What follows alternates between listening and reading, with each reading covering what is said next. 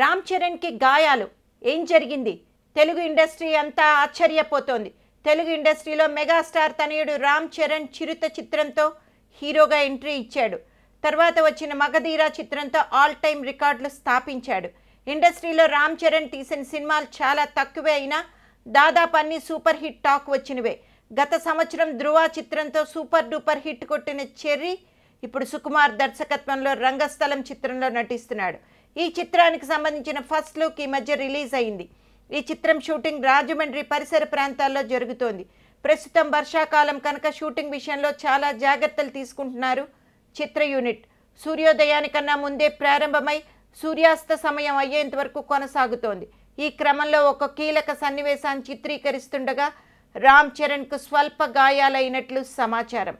తనకు గాయమైనా ఏమీ లెక్క చేయకుండా షూటింగ్లో పాల్గొన్న రామ్ చరణ్ తర్వాత వెంటనే చికిత్స తీసుకున్నాడట. ఈ సినిమాకు సుకుమార్ దర్శకత్వం వహిస్తున్నాడు. సమంత హీరోయిన్గా నటిస్తున్న విషయం తెలిసిందే. ఈ నెలాఖరు వరకు ఈ షెడ్యూల్ కొనసాగుతుందని ఇండస్ట్రీ వర్గం వాళ్ళు చెప్తున్నారు.